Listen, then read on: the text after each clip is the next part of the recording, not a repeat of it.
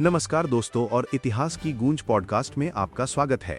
मैं हूं आपका मेजबान मिस्टर काली।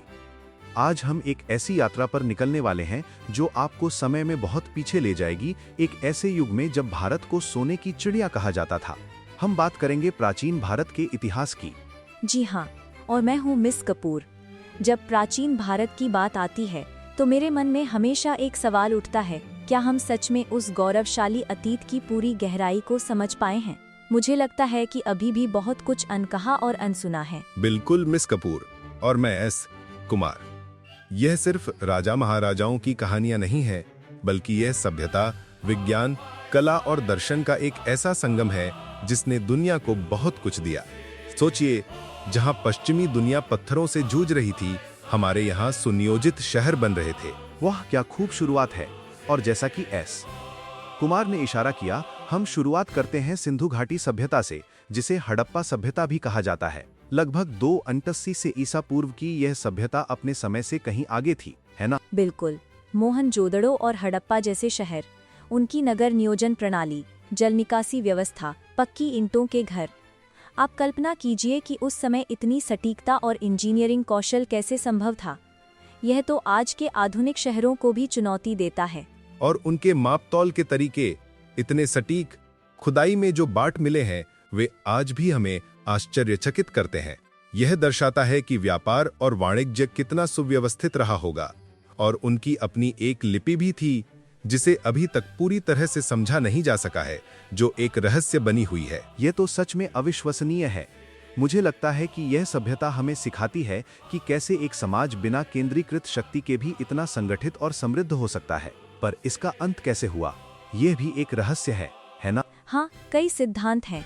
इनके दो में पीसा जाता है, और जलवायु परिवर्तन, नदियों का सूखना, भूकंप या बाहरी आक्रमण।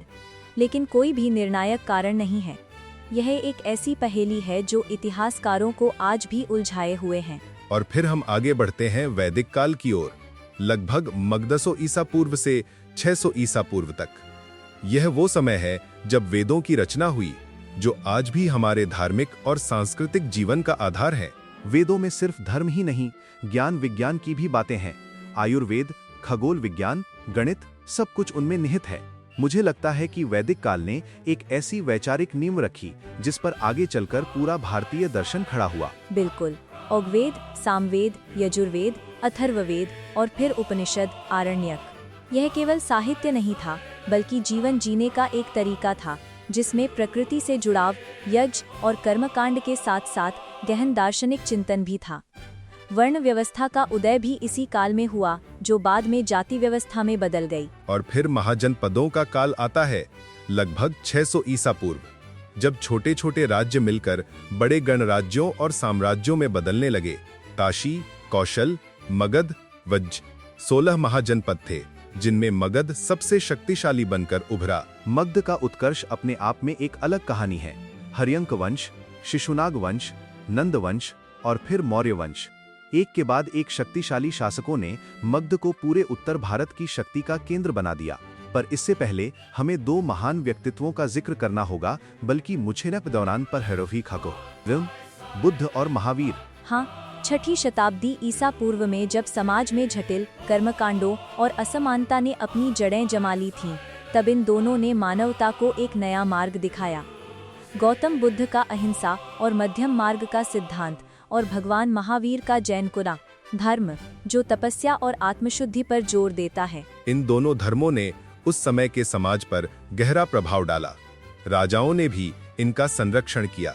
खासकर मौर्य साम्राज्य के दौरान बौद्ध धर्म ने भारत की सीमाओं से भी आगे बढ़कर पूरी दुनिया में अपनी पहचान बनाई। और अब हम आते हैं उस साम्राज्य पर जिसे प्राचीन भारत के सबसे बड़े और सबसे शक्तिशाली साम्राज्यों में से एक माना जाता है, मौर्य साम्राज्य।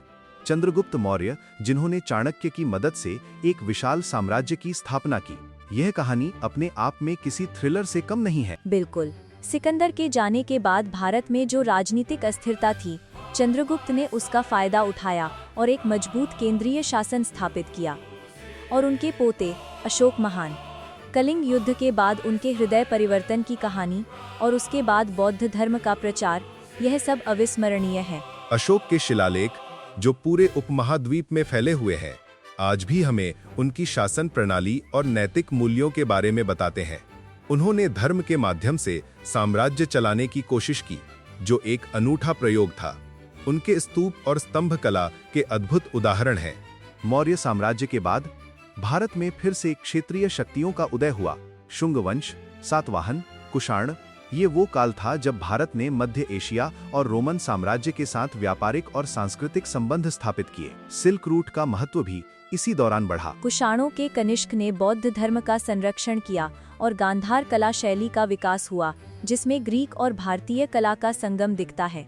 यह दर्शाता है कि उस समय भी भारत कितना खुला और ग्रहणशील समाज था। और फिर आता है वो समय जिसे भारतीय इतिहास का स्वर्ण युग कहा जाता है, गुप्त साम्राज्य, लगभग 320 ईस्वी से 550 ईस्वी तक। चंद्रगुप्त प्रथम, समुद्रगुप्त, चंद्रगुप्त द्वितीय, विक्रमादित्य, इन शासकों ने कला, विज्ञान, साहित्य और गणित को अभूतपूर्व ऊंचाइयों तक पहुंचाया। हाँ, गुप्त काल सच में स्वर्ण युग था। आर्यभट्ट ने शून्य का आविष्कार किया, पृथ्वी के अपनी धुरी पर घूमने और सूर्य के चारों ओर चक्कर लगाने की बात कही। कालिदास ने अभिज्ञान शाकुंतलम जैसे अमर महाकाव्य रचे। मंदिरों की वास्तुकला विकसित हुई। यह सब कैसे संभव हुआ? मुझे लगता है कि यह स्थिरता और शासकों के संरक्षण का परिणाम था।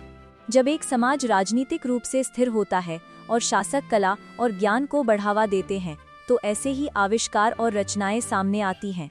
फा हुयान जैसे चीनी यात्री भी उस समय भारत आए और उन्होंने यहाँ की समृद्धि का वर्णन किया। गणित में दशमलव प्रणाली, खगोल विज्ञान में ग्रहों की गति का अध्ययन, चिकित्सा में सुश्रुत संहिता और चरक संहिता, यह सब गुप्त काल की देन है।